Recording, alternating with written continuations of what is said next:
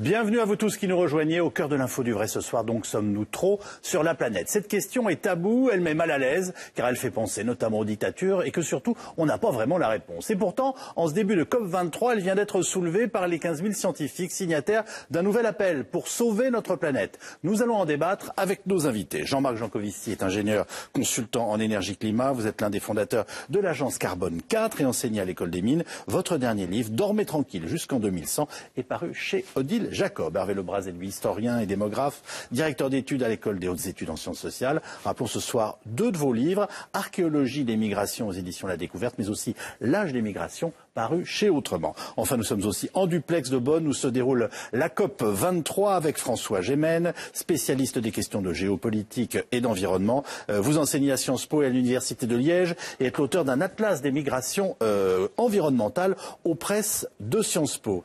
Même la Croix s'y met, Hervé Lebras. Faut-il limiter la population pour sauver la planète? C'est une question qui avant, on n'osait même pas la poser parce qu'on pense immédiatement à des mesures drastiques et quasi dictatoriales. Alors, oui, ils ont raison de la poser. On l'a posé quand même très vite. Déjà en 1960, un professeur d'écologie de Stanford, Paul Ehrlich, recommandait de ramener la population de la planète à peu près 1 milliard d'habitants. La difficulté, c'est de trouver un chiffre. Et au même moment où Paul Ehrlich donnait 1 milliard comme maximum, celui qui dirigeait le département d'agriculture à Harvard, oui, René Revelle, donnait 50 milliards, parce qu'il avait une façon tout à fait différente de calculer, c'est combien on peut produire au maximum. Donc entre les deux, c'est très compliqué de dire, avant même de faire une répartition, de dire même globalement combien il faut d'habitants. Un autre démographe américain de l'université Rockefeller, Joel Cohen, a consacré un livre à toutes les estimations scientifiques du maximum soutenable de population. Oui. Il en a recensé 70. Ça commence fin du XVIIe siècle et ça s'échelonne à peu près de 1 milliard à 50 milliards. Ça descend un peu au-dessous de 1 milliard avec le commandant Cousteau, qui était à 600 millions. Alors bon, il y a quand même une forme de petit jeu, mais en même temps, là, on a 15 000 scientifiques qui nous disent, écoutez, c'est une question qui mérite d'être posée et elle est sérieuse. On a envie de vous dire très simplement, Jean-Marc Jancovici, si c'est l'homme qui pollue, sommes-nous trop et qu'est-ce qu'on peut faire éventuellement pour diminuer le nombre d'êtres humains sur Terre? Mais voyez, rien que de le dire, je suis non, c'est moi-même gêné. Non mais voilà. Alors, vous êtes gêné en France, mais si vous étiez en Angleterre, en Australie, le Zero Population Growth est très populaire depuis très longtemps. Mais la France a un passé qu'on appelle populationniste. On a toujours pensé qu'on manquait d'habitants, qu'on manquait de population, et ce depuis la fin du 19e siècle. Mais dans les autres pays, oui, ça a plutôt été l'inverse. Les Anglais ont été malthusiens, comme on dit, dès le 19e siècle. Ça veut dire quoi quand on dit ils sont malthusiens? Ça veut dire que, alors, c'est pas du tout la théorie de Malthus quand on dit Malthus, mais quand on dit ils sont malthusiens, ça veut dire qu'ils veulent que on stoppe la croissance de la population, qu'on arrive au zéro population growth. Alors, Jean-Marc Jancovici, une question? Évidemment que c'est une question, mais c'est une question qui a peu de clients, parce qu'il n'y a pas de patron de la planète, donc c'est nécessairement un objet d'interrogation. C'est légitime de se poser la question. Maintenant, une fois qu'on a la réponse, il n'y a pas une personne bien individualisée qui sait en faire quelque chose. Parce que les États sont souverains et parce qu'en plus on touche là à des choses qui ne sont pas du tout purement rationnelles. Oui, à l'intimité. Les questions religieuses qui parcourent la planète sont aussi très importantes. Enfin. Bon, alors, si on prend le point de vue de l'objet d'étude, oui, très analytique, il y a, en ce qui concerne toutes les espèces vivantes, soit dit en passant, une notion de capacité de charge. C'est-à-dire que vous êtes sur une planète, alors je prends la planète, elle fait 13 000 km de diamètre, je pourrais prendre un pays, il a une superficie donnée, et vous regardez combien vous pouvez mettre de gens dessus. Et évidemment, vous avez des conditions aux limites. Ça dépend ce qu'ils mangent. Plus vous mangez de viande, plus vous avez besoin de surface agricole. Ça dépend de ce que vous avez envie de laisser à la forêt et aux petits oiseaux. Ça dépend. Donc, et ça dépend combien de temps vous avez envie de durer. Parce que vous pouvez très bien vous dire, l'expérience, ça va bien si elle dure 50 ans, je m'en fiche. Mais vous pouvez aussi vouloir dire, j'ai envie que ça dure 3 siècles. Et à ce moment, les conditions aux limites ne sont pas les mêmes. Donc, je rejoins ce qui vient d'être dit. Se mettre d'accord sur un chiffre, il y a une forme, c'est un débat presque sans fin Parce qu'on ne va jamais avoir la même acceptation des conditions aux limites qui vont derrière. Et si je vous dis, il faudra bien qu'on se mette d'accord à un moment ou à un autre, non? Alors là où je vous rejoins sur cette façon de voir les choses un peu fataliste, c'est que ce qui est sûr, c'est qu'à partir du moment où vous dépassez la capacité de charge, compte tenu du niveau de vie et compte tenu des ressources de l'environnement, à un moment le système se régule. Et alors, quand le système se régule, là, ça se fait en général d'une façon qui n'est pas très sympathique pour la population, parce que les trois grands modes de régulation de la population, c'est la famine, la maladie et la guerre. Oui. Bon. Donc, le débat, là où il devient vraiment intéressant, c'est qu'est-ce qui est le plus désagréable si on est fermement convaincu qu'on a dépassé cette fameuse capacité de charge, c'est est-ce qu'on s'impose des mesures dont certaines sont quand même pas affreuses. La contraception, par exemple, c'est pas quelque chose qui est totalement affreux. Est-ce que on discute des mesures de prévention, entre guillemets, ou bien on se dit, advienne que pourra, pour le moment on a envie de jouir de la vie telle qu'elle se présente, et on verra bien plus tard. François Gemène, merci beaucoup d'être avec nous. Je rappelle que vous êtes en direct de Bonn, puisque vous participez à la COP23. On en parle de cette question de la régulation de la population à Bonn? Ah, pas du tout, c'est un tabou, c'est inacceptable pour les pays en développement.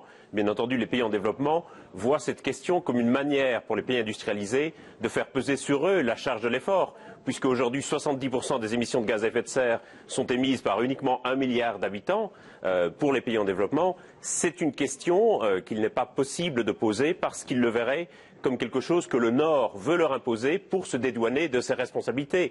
Et c'est vrai qu'effectivement, faire peser la responsabilité du changement climatique sur la croissance démographique a ses limites, puisqu'aujourd'hui le continent qui a la plus forte croissance démographique, l'Afrique, est aussi le continent qui a la plus faible croissance de ses émissions de gaz à effet de serre.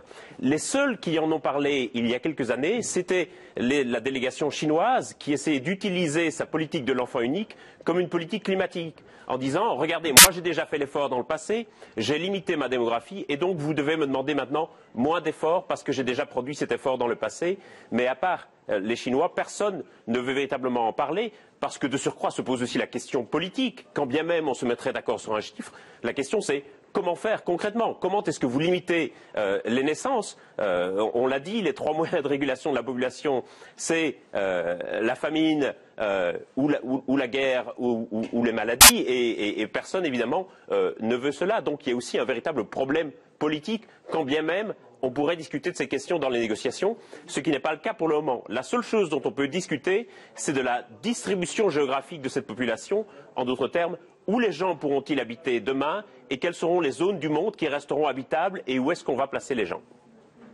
Hervé Lebras. Oui, il faut aussi, je crois, au fond, les 15 000 scientifiques sont des biologistes et pas des spécialistes de sciences sociales. Et donc, ils ont un peu tendance à traiter les humains comme s'il s'agissait, au fond, d'animaux ou d'insectes.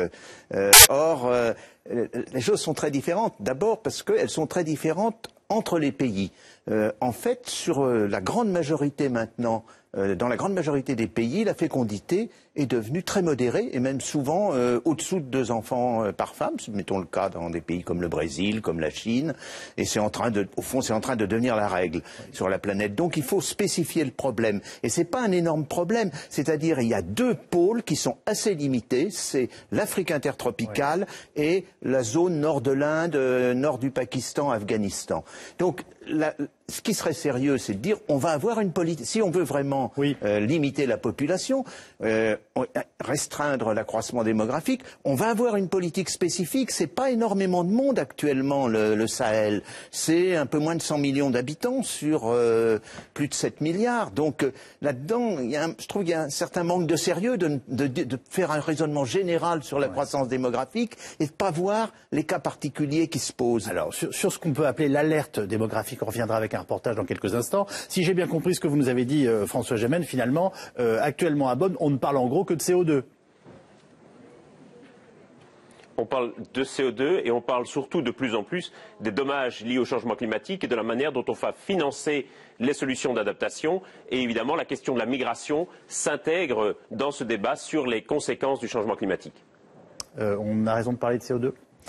Dans une réunion annuelle qui vise à parler de changement climatique, c'est difficile de ne pas en parler.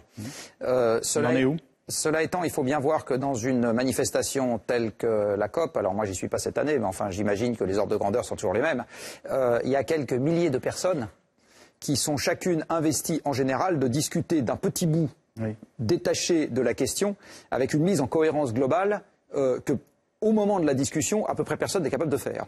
Donc si vous essayez à un instant T de dire à quoi se résume la discussion en ce moment, à part vous dire à quelques milliers de personnes qui discutent les unes avec les autres en groupe de n'importe quoi qui va de 2 à 100 personnes, à rien d'autre.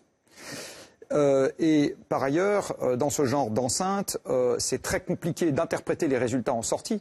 Parce que je rappelle que ça produit des accords qui sont non contraignants. Il n'y a pas de gendarme pour vérifier que vous êtes bien en train de faire. Il n'y a personne pour vous coller une amende si vous ne faites pas ce que vous avez dit que vous feriez. J'imagine qu'on en parlera tout à l'heure. Mais donc c'est un endroit qui, en gros, éveille l'intérêt. Et dire beaucoup plus que ça, surtout à chaud, malheureusement, c'est très difficile. Alors, vous ne le savez peut-être pas, mais ce sont les îles Fidji qui co-organisent la COP23 pour limiter la facture carbone. Tout cela se passe à Bonn, en Allemagne. Les représentants de Donald Trump, eux, ont fait le déplacement pour vanter les mérites du charbon et du pétrole. Bref, tant pis pour les îles Fidji menacées de disparition. François-Xavier Rigaud.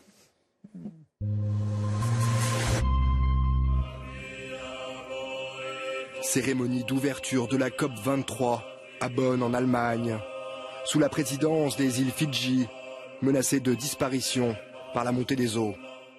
Le besoin d'agir urgemment est évident. Notre monde est en détresse face aux phénomènes météorologiques extrêmes causés par le changement climatique. Ouragans destructeurs, incendies, inondations, sécheresses, fonte des glaces.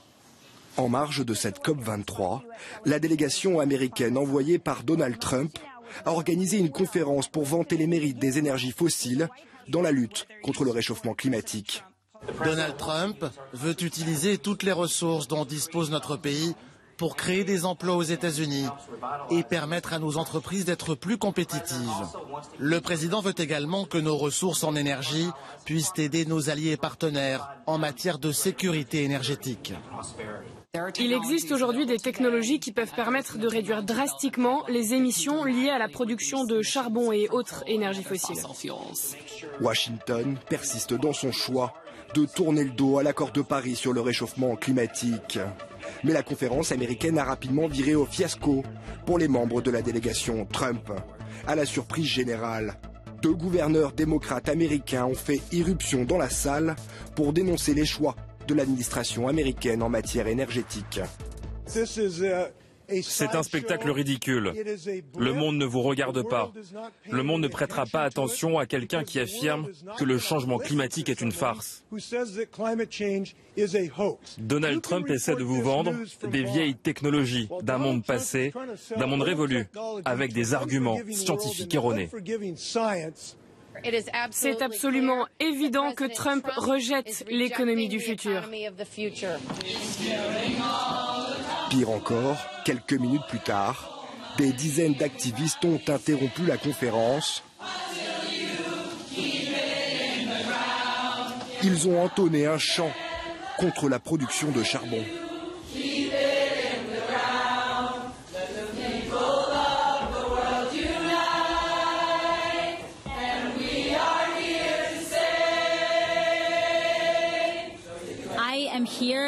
Je suis ici parce que, étant jeune, j'ai peur de la menace du changement climatique. Je suis en colère que des personnes comme Donald Trump mettent nos vies, nos futurs en danger. Les États-Unis devraient respecter la liberté et la justice pour tous. Le vrai rêve américain, pas le rêve de quelques milliardaires et des 1% les plus riches du pays.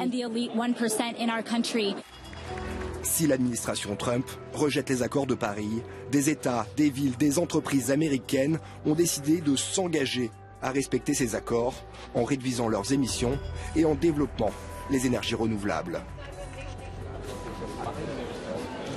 Le peuple américain, lui, est engagé dans ses objectifs. Et Washington ne peut rien faire pour nous arrêter. De nombreuses villes et États ont même déjà pris des engagements concrets en matière de lutte contre le réchauffement climatique. 43 villes se sont déjà engagées à passer à 100% d'énergie renouvelable. Et cet été, lors de la conférence des maires, qui représente les 1200 plus grandes villes des États-Unis, ils se sont eux aussi engagés dans le même sens. Sous l'impulsion de Donald Trump, de très nombreuses mines de charbon ont rouvert sur le sol américain. Et pour la première fois depuis 1975, les États-Unis sont à nouveau les premiers producteurs de pétrole. Pour la première fois depuis 1975, les États-Unis sont à nouveau premier pays producteur de pétrole au monde. Cette notion quand même devrait nous interpeller. Comment vit-on, François Gemène, depuis Bonn, dans cette COP23, le vrai bras d'honneur de la délégation américaine et du président Trump ? C'est certain que c'est une débandade complète ici à Bonn pour la délégation américaine, parce qu'en réalité, il y a deux délégations. Il y a la délégation officielle de Donald Trump qui multiplie les provocations. On a vu dans le reportage cette promotion des énergies fossiles. C'est comme si vous alliez à un congrès contre le cancer faire la promotion du tabac dans la lutte contre le cancer. C'est une pure provocation. Et puis il y a délégation de la société civile, des autorités locales, des gouverneurs des États qui, eux, proclament que les États-Unis sont toujours dans l'accord de Paris et vont parvenir à atteindre les objectifs malgré le retrait du gouvernement fédéral américain. Et donc on a une délégation contre l'autre. Il y a par exemple un pavillon officiel des États-Unis et puis il y a un pavillon non officiel qui est ici à quelques encablures juste derrière le centre de presse international. Mais le problème, je dirais, dans la négociation, c'est que les États-Unis en réalité ne sont pas isolés du tout. Ce qui se passe pour le moment dans la négociation est assez dramatique puisqu'il ne se passe rien au niveau macro. C'est comme si on avait une multitude, une myriade de petites initiatives et de petits accords, mais dans la négociation globale, il ne se passe quasiment rien, comme si l'accord de Paris était un point d'arrivée plutôt qu'une ligne de départ. Et donc, par exemple, les États refusent de revoir à la hausse leurs engagements avant 2020. Or, c'est pourtant une condition sine qua non si l'on veut atteindre les objectifs de l'accord de Paris. Et donc, quelque part, la COP23 est en train d'enterrer définitivement l'objectif des 2 degrés. Et là, c'est véritablement dramatique. Alors, je trouve que vous faites un très bon correspondant à Bonn. Néanmoins, je reviens un tout petit peu sur les États-Unis. Est-ce que ça veut dire, d'une certaine façon, que par rapport aux objectifs annoncés, on peut faire sans l'État américain, mais avec l'ensemble des grandes villes et des bonnes volontés pour obtenir ces résultats? Est-ce que c'est raisonnable de l'imaginer, c'est-à-dire faire sans Donald Trump et sans Washington d'une certaine façon, mais avec toutes les bonnes volontés qui se font entendre et qui se mettent en pratique dès aujourd'hui aux États-Unis? Je voudrais y croire. Et il est certain qu'il y a plein de choses qui se passent dans la société civile américaine, plein de villes, plein d'États qui aujourd'hui ont décidé de réduire effectivement leurs émissions. Mais le gouvernement fédéral conserve des leviers très très importants, à la fois par exemple sur le financement des fonds pour le climat, sur le financement de la recherche. On voit bien que les fonds alloués à la recherche sur le climat sont en train d'être sabordés aux États-Unis. Le gouvernement peut également réinvestir dans le pétrole, dans le charbon, c'est ce qui est en train de se passer. Et puis bien entendu, il y a le poids diplomatique des États-Unis. On sait aujourd'hui que tout le monde doit appuyer sur l'accélérateur et il semble très difficile de demander aux autres délégations d'appuyer sur l'accélérateur si les États-Unis font marche arrière. Tout le monde est un peu en train de dire, au fond, pourquoi devrions-nous revoir la hausse de nos engagements si les États-Unis, eux, ne font rien et se placent dans la position du passager clandestin? Oui, en fait, il se retrouve dans une situation où il décourage toutes les bonnes volontés. Qu'est-ce que vous pensez de ce qui se passe là-bas, notamment avec cette délégation américaine? Moi, j'ai toujours pensé qu'on accordait plus d'importance à l'État fédéral américain qu'il n'en méritait vraiment. Les Français qui sont habitués à un pays où l'exécutif est très fort, oui, puisque chez nous, c'est le gouvernement qui a l'ordre du jour du Parlement, c'est le gouvernement qui fait les projets de loi, etc., ne comprend pas qu'aux États-Unis, c'est pas du tout comme ça que ça se passe. C'est beaucoup plus décentralisé qu'on le pense. C'est autonome, c'est-à-dire que le Parlement décide de son propre ordre du jour. Il n'y a pas la notion de décret, c'est-à-dire que les lois comportent leurs propres décrets dont les textes font 1000 pages, etc. Et c'est la raison pour laquelle Obama, en 8 ans, il a réussi à faire voter une loi forte. C'est parce que faire voter une loi forte aux États-Unis, c'est un chemin de croix qui est absolument extraordinaire. Donc en fait, Trump, il a l'importance qu'on lui donne, quelque part. Quand on regarde, par ailleurs, les sous-jacents aux États-Unis qui expliquent ce qui se passe dans l'économie américaine, en fait, ce que dit ou ne dit pas le président n'a pas beaucoup d'importance. La raison pour laquelle les opérateurs de Shell Oil et Shell Gas ont foré des trous partout ne doit pas grand-chose à ce que Obama a fait et ne devra pas grand-chose à ce que Trump fait. C'est un système qui a sa propre logique, qui est arrivé par ailleurs. Et en ce qui concerne... Vous voulez dire que n'importe qui peut creuser où il le veut ? Oui, parce que le droit minier aux États-Unis, c'est que si vous êtes propriétaire du sol, vous êtes propriétaire du sous-sol. D'accord. Donc Monsieur Calvi a une parcelle de terre aux États-Unis. Demain matin, vous pouvez dire à un foreur, viens donc chez moi creuser un trou et on va regarder s'il y a quelque chose. Oui. Et s'il y a quelque chose, on se partage le résultat. D'accord. Vous n'avez pas besoin de l'autorisation de l'État pour ça. Vous me donnez des idées. C'est inhabituel. Enfin, nulle part ailleurs dans le monde, ça se passe comme ça. Hein. Oui. Bon. Ça dit quelque chose de la civilisation américaine. C'est intéressant. Par ailleurs, il faut savoir que les opérateurs de pétrole de schiste aux États-Unis depuis que cette industrie existe, ils n'ont pas gagné $1. Ils ont perdu en cumulé quelques centaines de milliards de dollars. Donc la bonne question, on nous a expliqué par A plus B que ça avait relancé l'économie américaine. Je ne sais pas qui est on, mais en tout cas, la chose que je peux vous dire, il y avait un article dans le Financial Times il n'y a pas longtemps, pour citer un de vos confrères, qui donnait ce qu'on appelle les cash flows, les pertes en cash flow depuis le début de cette industrie, et ils ont perdu quelques centaines de milliards de dollars. Donc d'aller creuser un peu ce qui se passe aux États-Unis est quelque chose qui montre une complexité bien supérieure à Trump a dit donc il va se passer ça, ou Obama avait dit et donc il va se passer l'inverse. Ce qui est sûr par contre, c'est qu'aux États-Unis l'action se passe à l'étage en dessous. Oui. Donc les gens avec qui il faut vraiment discuter aux États-Unis si on a envie que ça bouge, c'est les entreprises et les États. Ce que vient de dire François Gémen, c'est exactement ça. Alors, avant de découvrir le deuxième reportage de cette émission, je voulais me livrer un petit jeu. Est-ce que vous vous souvenez, quand vous étiez à l'école communale ou dite primaire, le chiffre de population mondiale que l'on vous apprenait, Hervé Lebras? Écoutez, je devrais le savoir, mais on était du côté de 2 milliards, 2 milliards et demi. Vous? Moi j'ai 20 ans de plus, donc on devait être à 3. Oui, moi je crois qu'on était à 4 déjà pour moi. François Gémen, vous... Je savais bien que j'allais... Moi je suis un peu plus jeune, donc on était à 6 quand j'étais au lycée. 6 milliards quand vous étiez au lycée. En 25 ans, en tout cas, la population mondiale a augmenté de 2 milliards. Et ce n'est pas terminé. L'une des recommandations avancées, nous l'évoquions il y a quelques instants par ces 15 000 scientifiques, consiste à limiter la population pour préserver l'environnement. Ça paraît logique et en même temps ça fait peur. Dossier préparé par Antoine Magnan et Basile Bonne. 25 ans après, les scientifiques du monde entier montent au créneau. 25 ans après, le sommet de la Terre de Rio, en marge duquel 1700 scientifiques signaient un premier avertissement à l'humanité. Cette année, ils sont cette fois 15 000 de 184 pays différents à mettre de nouveau en garde. Rien ne s'est amélioré et pire encore, les problèmes se sont considérablement aggravés. Cet appel, relayé par le quotidien Le Monde, pointe la question de la surpopulation humaine.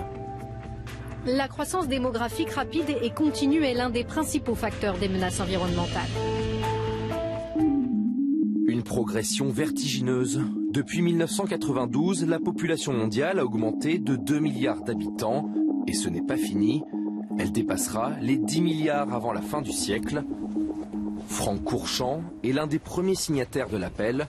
Comme les autres scientifiques, il pointe le problème de la démographie.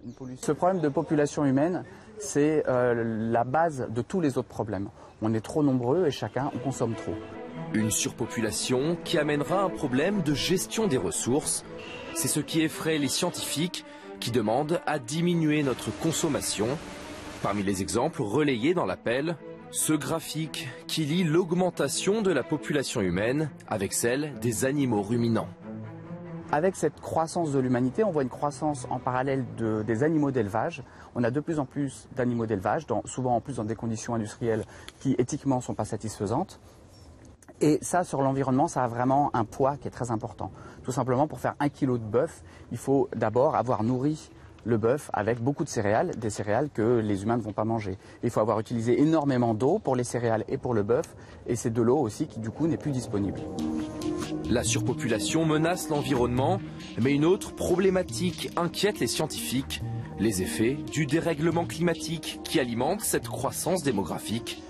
Dans des zones plus difficilement habitables ou touchées par des phénomènes naturels extrêmes, les populations s'enfuient. Ces réfugiés climatiques sont aujourd'hui au nombre de 20 millions par an. On va avoir systématiquement des gens qui vont plus avoir assez de ressources sur place et qui vont devoir partir pour fuir un climat qui n'est plus du tout favorable. Avec les années qui viennent et les décennies qui viennent, cette situation va empirer et que les réfugiés climatiques vont être vraiment de plus en plus nombreux. D'ailleurs, la semaine dernière, le Premier ministre de Nouvelle-Zélande a créé un nouveau visa, un visa de réfugiés climatiques, ce qui montre bien que c'est une situation qui est non pas une projection dans le futur, mais qui est déjà actuelle. Un nouveau visa à destination des habitants des îles du Pacifique menacées par la montée des eaux, comme ici dans les îles Marshall, où les hypothèses les plus pessimistes prévoient une augmentation du niveau de la mer de plus de 100 cm d'ici la fin du siècle, une montée des eaux qui entraînerait l'exode de l'intégralité de la population. Alors, la Nouvelle-Zélande crée un statut de réfugié climatique.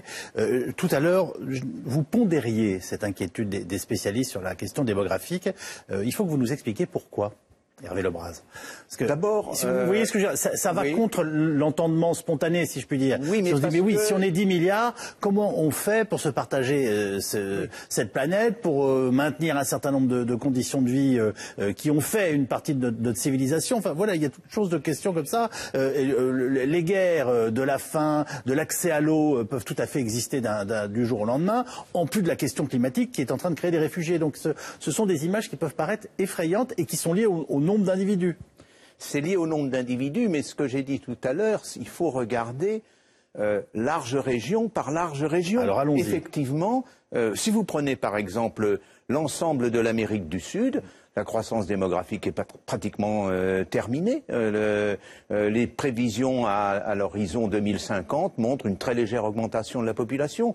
Si vous prenez la Chine, c'est exactement la même chose. Donc il reste ce qu'on pourrait appeler des hotspots. Et ces hotspots, effectivement, sont des points chauds. Voilà. Ils sont très dangereux parce qu'effectivement, c'est comme par hasard là que se produisent les plus gros troubles actuellement. C'est c'est Afghanistan, Pakistan du Nord. D'un côté, nord de l'Inde aussi en partie, et puis c'est de l'autre côté le Sahel et puis une partie de l'Afrique tropicale. C'est là qu'on a les plus grandes guerres, c'est là qu'on a les plus grands troubles, c'est là qu'on a les maladies qui surgissent et qui sont difficiles à régler. Donc il y a quelque part une sorte de vérité, bien sûr, dans ce qui a été dit sur le risque de surpopulation, mais cette vérité est devenue locale. Simplement, elle est locale pour l'instant, mais quand vous pensez qu'au Niger, vous avez actuellement 20 millions d'habitants et qu'on en prévoit l'hypothèse moyenne, 70 millions dans 35 ans, 2050, ça va faire du dégât autour. C'est-à-dire ça va faire du dégât dans des pays qui, au contraire, commençaient à maîtriser leur fécondité et leur croissance. On a quand même envie de vous dire que le local n'existe plus dans la société mondialisée. Le local existe. C'est faux ? C'est faux. Le local existe. Prenez par exemple même la question des réfugiés qui a beaucoup agité. Est-ce que vous croyez que les réfugiés du Darfour arrivent en Europe? Non. Les réfugiés de Somalie, les Santa, etc. Donc les problèmes restent quand même très largement locaux dans la mesure où c'est des populations très pauvres qui sont frappées. Bien sûr, dès qu'on entre dans un domaine, et ça a été plutôt le cas de la Syrie, où d'abord c'est encore plus grave que ce qui se passe en Somalie et au Darfour, mais aussi où les populations sont beaucoup plus éduquées, à ce moment-là, elles ont les moyens d'aller plus loin. Donc là, on entre dans un autre problème. La Syrie n'avait pas un problème démographique majeur, elle avait un problème politique majeur. François Gémen, si j'ai bien compris votre première intervention au début d'émission, il est clair que cette question démographique, on jette un voile dessus dans le cadre de la conférence de Bonn et de la COP23 ? Je dirais que effectivement, ce qui pose question à la COP23, ce n'est pas tant le nombre absolu de personnes qui habitent sur la planète, mais ce sont les endroits où elles vivent. Et le problème, et je suis assez d'accord avec cette nécessité de l'approche locale ou régionale, le problème c'est que le nombre de personnes qui habitent dans des zones à risque ne cesse d'augmenter. Et que donc toutes ces personnes deviennent potentiellement des gens qui risquent de se déplacer à l'avenir et qui d'ailleurs se déplacent déjà aujourd'hui. Ce qu'il faut bien voir, c'est qu'on parle toujours des réfugiés climatiques comme quelque chose qui risquerait de se produire dans le futur. C'est déjà une réalité aujourd'hui et par exemple une partie des migrants africains qui arrivent en Europe pour le moment et que nous appelons migrants économiques sont aussi des migrants environnementaux, simplement parce que la moitié de la population africaine environ dépend directement de l'agriculture de subsistance comme principale source de revenus. Et ce qu'on voit dans nos recherches, c'est qu'on a des parcours migratoires de plus en plus étalés, de plus en plus morcelés, où d'abord les gens vont quitter la campagne et envoyer un jeune fils parce que l'agriculture ne permet plus à la famille de se nourrir.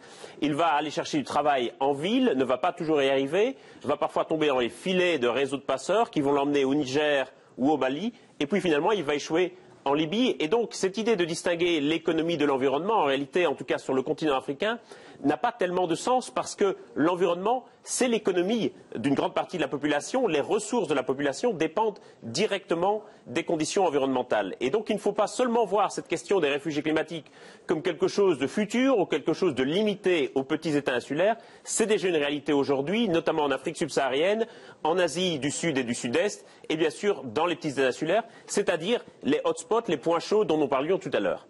La question de l'accès à l'eau potable est une question cruciale. Oui.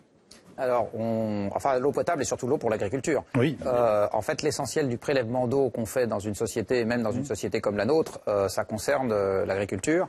Et quand vous n'avez pas assez d'eau chez vous, bah, vous pouvez, si vous avez de quoi le payer, importer des denrées agricoles de chez les autres. Et quand vous n'avez plus cet argent-là, vous avez des problèmes. C'est soit dit en passant ce qui s'est passé au Maghreb en 2011. Où vous avez le Maghreb est un endroit qui, dans le cadre des projections climatiques, va s'assécher. Oui. C'est déjà à l'œuvre. Et quand ça s'assèche, ça pousse un peu moins bien, toutes choses égales par ailleurs. Et donc vous avez besoin d'un peu plus d'importation de nourriture si vous arrivez à vous les payer. C'est ce qu'on a appelé les émeutes de la faim. Alors ça a été des émeutes de la faim parce que les recettes à l'exportation ont baissé, il y avait moins de touristes et on était dans la suite de la crise de 2009. L'alimentation a fortement augmenté, notamment suite à une sécheresse remarquable qu'il y a eu en Russie en 2010. Ça a supprimé les exportations russes cette année-là. Le marché des céréales est très sensible à des petites variations de la production disponible à l'exportation. Les prix se sont envolés et on a eu des émeutes de la faim. Donc ça existe déjà, ces problèmes-là. Et on s'est retrouvé avec une révolution en Tunisie et une révolution en Égypte. Oui, et pas au Maroc, où les problèmes d'importation d'alimentation sont beaucoup moins cruciaux. Absolument. Et pas en Algérie, qui pouvait payer ses importations avec ses exportations d'hydrocarbures. Vous vous rendez compte des conséquences que vous êtes déjà en train d'évoquer? Oui, je suis en train de dire que le problème est déjà à nos portes. Et les déterminants du problème font qu'il n'a aucune raison de ne pas empirer. Aucune. Parce qu'il y a de plus en plus de monde, parce que ça va s'assécher, parce que l'Algérie va perdre progressivement ses recettes à l'exportation, parce qu'elle a passé son pic de production de pétrole et de gaz. Donc, enfin, le pic de production algérien est passé? Ah oui, oui. Donc c'est quelque chose, si vous agrégez les deux, oui, il est passé. Donc si vous regardez, donc les déterminants à l'œuvre n'ont aucune raison de nous amener vers un problème plus simple à résoudre. Et l'eau est intimement liée quelque part à la question du climat. C'est-à-dire, vous avez de l'eau s'il pleut. Donc la question de l'accès à l'eau et la question du changement climatique sont des sujets qui sont extrêmement imbriqués. Bon, ça veut dire de toute façon, vous nous annoncez des phénomènes de migration importants qui viendront vers l'Europe. Alors, ce que je suis en train de dire par ailleurs, pour rebondir sur ce qui a été dit tout à l'heure par Alain Lebras, c'est que jamais su si on disait le bras ou le bras du reste. On dit le bras. Le bras, pardon. Alors excusez-moi. Dans la version moderne. Dans la version bretonne. Ah, alors là, on est sérieux. C'est que vous pouvez pas juger du résultat de l'expérience avant qu'elle soit terminée. Oui. Or, une partie des conséquences du fait qu'on soit aujourd'hui quelques milliards sur Terre, vous allez le voir avec des effets différés. Le changement climatique est un parfait exemple. Il faut quand même savoir, je le répète, je l'ai déjà dit sur ce plateau, le temps de résidence du surplus de CO2 qu'on met dans l'air aujourd'hui, c'est des milliers d'années. Oui. Donc il y a un effet totalement irréversible dans cette affaire et des effets qui vont être pour une large partie différés. Donc savoir si aujourd'hui on peut dire qu'on est trop nombreux, malheureusement, il faut attendre le résultat de l'expérience. Vous le saurez à la fin si on avait été trop nombreux. Donc c'est juste pour dire... Là, vous décrivez une partie de poker. Exactement. C'est-à-dire que je suis en train de dire, nous n'avons pas et nous ne serons jamais en mesure d'avoir en temps réel la totalité des éléments qui permettent de dire, ah là, à 6 milliards 752 millions, on vient de passer le seuil. Je ne les aurai jamais. Tout le monde commence à dire c'est trop tard. Alors pour éviter une partie des ennuis... Et c'est totalement, pardonnez-moi, alors je vois très bien l'idée, hein, mais désespérant, contre-productif, et je pense que ça contribue très largement à baisser les bras. Donc Alors c'est trop tard, ça dépend ce qu'on appelle trop tard. Ah. Si la question est c'est trop tard pour garder une espèce humaine, là je vais vous dire non, c'est pas trop tard, l'espèce humaine va passer à travers le problème, j'ai aucun... Voilà. Si on dit c'est trop tard pour que chaque représentant de l'espèce humaine passe totalement indemne à travers le problème, là je vous dis oui, ça c'est déjà le cas. Bien sûr. Voilà. Et après, la question c'est qu'est-ce qu'on est prêt à faire aujourd'hui comme effort supplémentaire pour éviter un supplément de problème demain. Et c'est difficile quand vous n'avez pas une appréciation très fine de ce à quoi peut ressembler le supplément de problème. C'est tout le sujet dans cette affaire de changement climatique. Ce qui cause le problème, c'est ce qui nous rend la vie si douce aujourd'hui. Oui. Et la conséquence du problème est pas facile à illustrer, pas facile à incarner, pas facile à attribuer à celui qui va causer le trouble. Enfin, voilà, donc c'est un problème compliqué à résoudre. Hervé Lebras. Oui, je serais plus optimiste parce qu'au fond, en 1798, quand Malthus publie son livre, il pense qu'il y a c'est déjà un énorme problème, il y a trop d'habitants en Angleterre, ils sont à peu près 10 millions. Ce que oublie Malthus, c'est qu'il va y avoir des progrès scientifiques. Il y a des famines de patates, non? Il y a quelques famines, il va y avoir un progrès. Ça a permis de peupler les États-Unis? Non, il y a un problème. Non, c'est plus tard. Il y a un problème, il y a un développement majeur qui arrive au début du XIXe siècle, c'est la découverte des engrais minéraux. À l'époque, Malthus raisonne comme si les seuls engrais étaient d'origine animale. Et dans ce cas-là, il a raison. Mais de ce point de vue-là, il est retardataire et il ne pouvait pas voir venir le coup, mais ça change absolument tout, au point que d'ailleurs, dans sa correspondance avec Engels, Marx estime qu'on pourra multiplier les rendements agricoles par 10 000. Là, Engels le calme un tout petit peu quand même.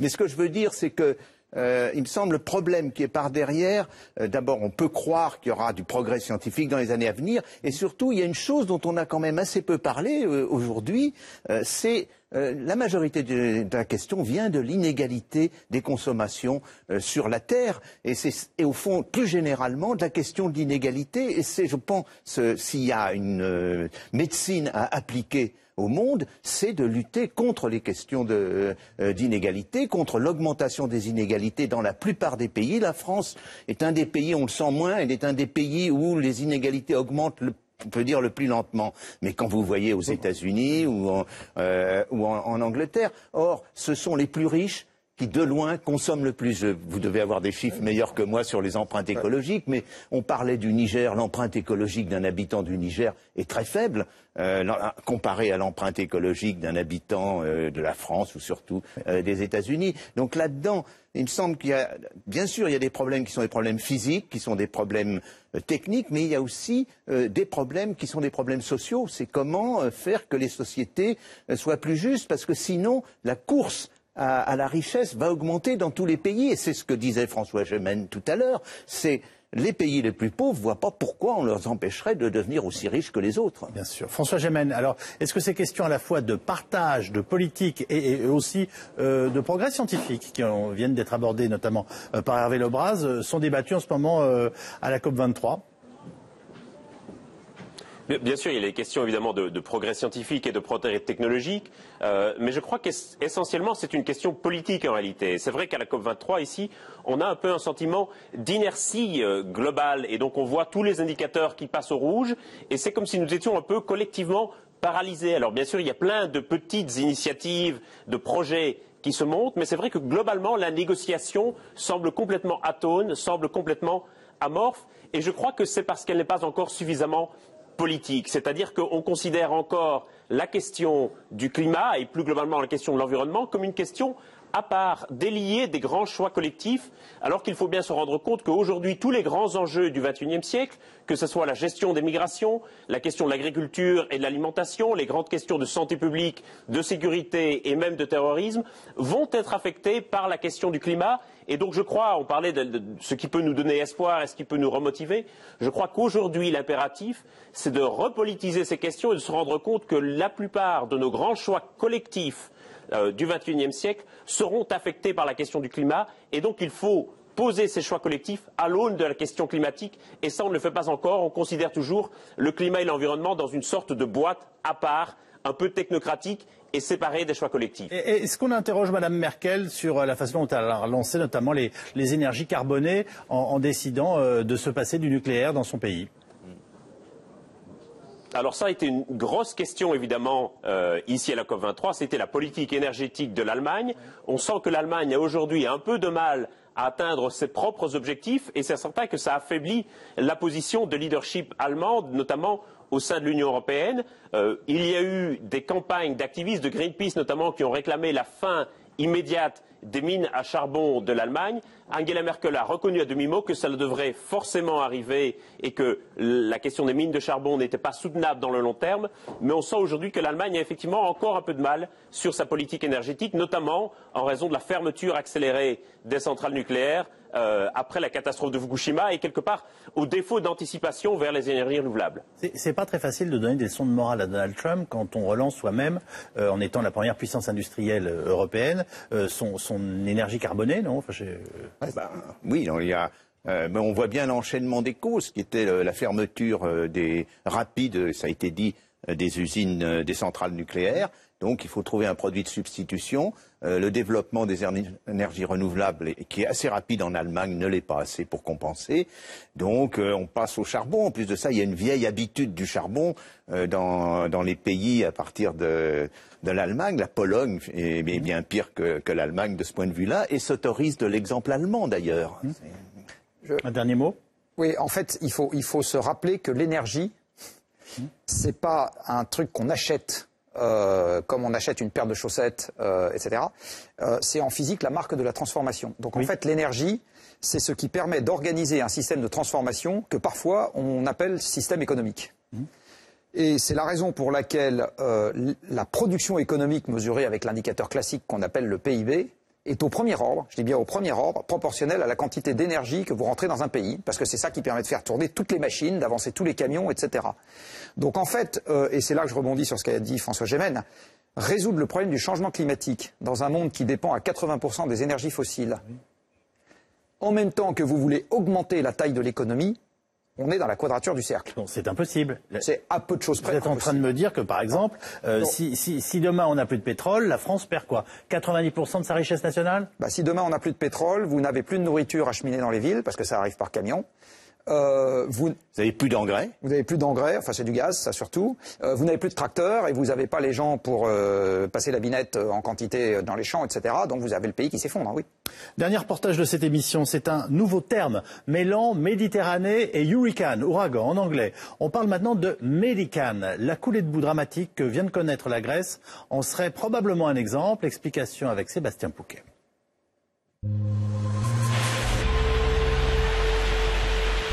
Un torrent de boue traverse des quartiers habités, emporte les voitures et par sa force dévastatrice, des cars ou des camions. Hier en Grèce, à Nea Paramos et Mandra, en grande banlieue d'Athènes, sur la côte, des milliers d'habitations ont été inondées en quelques secondes. Les eaux, après des pluies diluviennes, ont surpris et fait 14 victimes. Les ambulances, services de secours et pelleteuses étaient à pied d'œuvre. Dans les rues recouvertes d'une épaisse couche de boue, les habitants peinent à se déplacer, découvrent l'ampleur des dégâts et témoignent de la violence de cet épisode météo. C'est venu comme un tsunami. Oui, comme un tsunami, pas comme une rivière. Tout n'est que destruction, un désastre biblique. Le phénomène météo qu'a connu la Grèce est un Medicane, un néologisme. Medi pour Méditerranée, Kane pour hurricane, ouragan en anglais. Le voici sur la carte. Il s'agit d'une dépression subtropicale qui se forme en mer Méditerranée lorsqu'elle est plus chaude que l'air. Une dépression à cœur chaud, un peu comme un cyclone mais moins puissant. Ici on voit la force des vents et en particulier les rafales qui s'organisent de façon très symétrique autour d'un œil. Ces vents peuvent être tempétueux autour de cet œil avec des rafales qui dépassent les 100 voire 150 km/h. Des vents violents, des pluies torrentielles qui causent des inondations impressionnantes comme en Grèce et des vagues qui peuvent aller en pleine mer jusqu'à 8 mètres de haut, causant sur le littoral une hausse du niveau de la mer comme ici à Cannes en 2010. La France a connu un autre événement de ce type toujours à Cannes en 2011.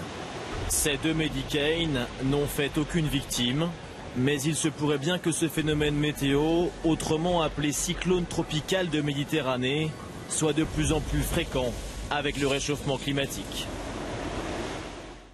On se demande si on n'est pas en train de découvrir en fait nos propres ouragans, mais version Méditerranée.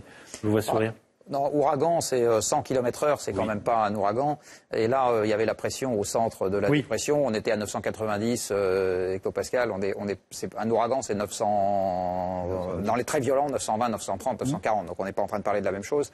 Par contre, ça fait penser aux épisodes Cévenol.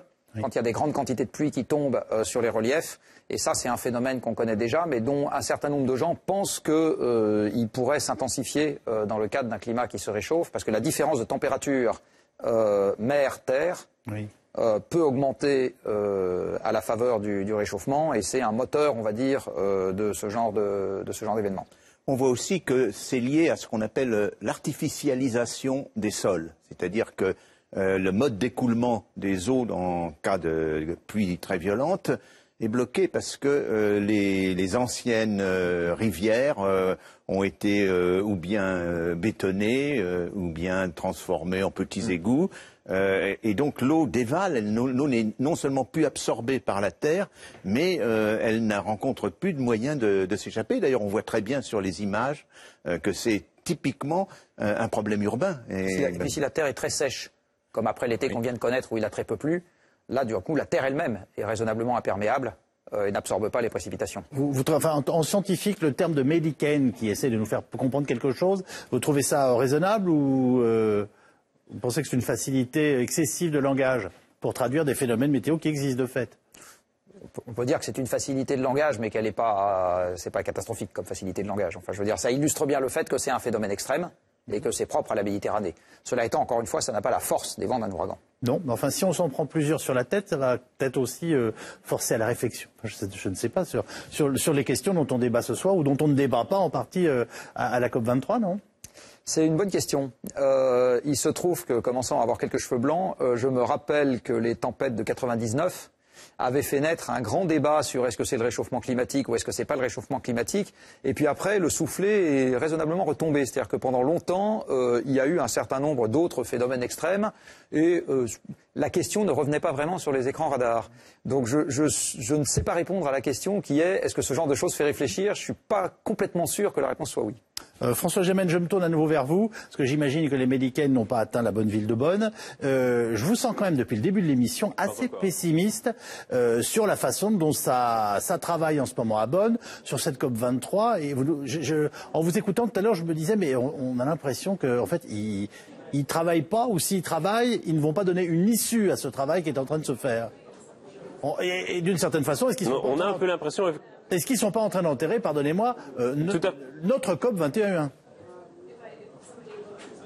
D'une certaine manière, si, et on a effectivement l'impression, malheureusement, que les COP sont un peu entrés en léthargie depuis la COP 21 et que beaucoup de gouvernements considèrent un peu qu'ils ont fait leur part du travail, qu'ils peuvent rayer la question climatique de leur liste des choses à faire et que maintenant c'est à la société civile de prendre le relais. Et donc ça donne des négociations politiques qui donnent l'impression d'être un peu vidées de leur substance. Ce qu'il faut bien comprendre, c'est que l'accord de Paris, c'est pas la ligne d'arrivée, c'est le point de départ. C'est un accord dont on pourra penser du bon ou du moins bon, mais en tout cas, c'est le meilleur que pouvait produire la diplomatie. Et le drame, c'est qu'il arrive 21 ans trop tard. En réalité, l'accord de Paris, c'est le cadre dans lequel doit se penser l'action internationale. C'est l'accord qu'on aurait dû avoir à la COP 1 et pas à la COP 21. Et donc, en réalité, c'est maintenant que tout commence et beaucoup de gouvernements considèrent que c'est déjà fini. C'est à mon avis ça le vrai problème des COP pour le moment. Il faut d'urgence les remettre en mouvement et d'une certaine manière les repolitiser aussi. Alors, on a 2 petites minutes pour conclure en plateau. La question, c'est quelle est la prochaine étape là? Qu'est-ce qui se passe? Est-ce qu'on peut avoir une COP23 qui échoue réellement et en quoi ça aggrave la situation dont on nous dit en ce moment à la une de la presse et avec des appels de scientifiques quasiment qu'il est déjà pratiquement trop tard? Le gros enjeu de cette COP23, c'était de voir si les gouvernements allaient être d'accord de revoir à la hausse significativement les engagements pris à Paris avant 2020. Comme je l'ai dit, c'est la condition sine qua non si on veut se donner une chance d'atteindre l'objectif des 2 degrés. Nous sommes aujourd'hui jeudi soir, il reste un jour de négociation et pour le moment, les gouvernements ne sont pas d'accord de revoir à la hausse ces objectifs. Cela veut dire effectivement qu'on peut enterrer l'objectif de l'accord de Paris et ça, c'est une tragédie. Bon, on a compris qu'on pouvait être trop éventuellement sur la planète, mais que de toute façon, il allait falloir sauver cette humanité. Comment on s'y prend, Hervé Lebras? Je pense d'abord de ne pas trop charger la question démographique. C'est un moyen d'échapper aux autres questions qu'on a soulevées durant... on sait que c'est une échappatoire. C'est une échappatoire. C'est à la fois une donnée objective. Parce qu'on sait très clairement, et on l'a dit, qu'on ne peut pas régler cette question par des politiques autoritaires. C'est des questions qui vont toucher jusqu'à la liberté des couples d'avoir des enfants. Donc vous nous dites que c'est pas réaliste de vouloir, vous nous dites que c'est pas réaliste de vouloir réguler la population. Aux questions de composition de la consommation, notamment il y a une allusion à cela, de la consommation de viande, qui est une grosse mangeuse, si l'on peut dire, de calories végétales, et puis aussi aux questions d'inégalités qui sont l'une des sources les plus importantes de la montée de la consommation. Donc, quelque part, je me méfie toujours de ces grands appels sur la démographie parce que non seulement ils évitent ces sujets plus lourds, et puis aussi, comme je l'ai dit au début, ils ne regardent pas dans le détail ce qui se passe en démographie. Chacun doit prendre sa part d'effort. Oui, c'est ça le fond du problème. En fait, le diable est dans les détails dans cette histoire. Oui. C'est-à-dire que je suis le président d'une démocratie, donc élu. Donc je vous rappelle que je suis l'exécuteur testamentaire de mes électeurs. Hein, oui. C'est comme ça que ça marche. Et qui peuvent décider de ne pas me reconduire. Ils peuvent décider de ne pas me reconduire, voilà. Etc. Et de me faire baisser dans les sondages et les codes de popularité. Et une fois que j'ai dit qu'on allait baisser les émissions d'un pays, ça veut dire que ça va se traduire dans des mesures concrètes, dans ce que les gens mangent, la manière dont ils se déplacent, la manière dont ils habitent et ce qu'ils ont le droit d'acheter au magasin. Enfin, le droit. Ce qu'ils peuvent acheter au magasin. Parce que les industriels doivent bien le fabriquer. Et donc là où ça commence à devenir compliqué, c'est qu'on va désagréger ce débat à l'échelle d'un pays. Chacun va dire c'est l'autre qui doit porter l'effort en premier. Enfin bon bref, donc c'est là que ça devient compliqué, que ça demande beaucoup de force, de constance et de compréhension du problème à traiter. Et malheureusement, le pessimisme à la COP est pour partie le reflet du pessimisme qu'on peut de temps en temps avoir sur les quelques éléments que je viens d'évoquer. Merci beaucoup Jean-Marc Jancovici, Hervé Lebras et François Gémen, excellents correspondants depuis Bonn. Rediffusion de notre débat aux alentours de 22h30 comme chaque soir sur CNews. L'info du vrai continue à 20h30, à 20h20 très exactement. La culture, nous recevons ce soir Guillaume Gallienne de la Comédie Française pour son dernier film avec Adeline Dermy de la Comédie Française. Émotion et tension dans ce film nouveau intitulé Marilyn. Mais tout de suite, 20h, l'événement.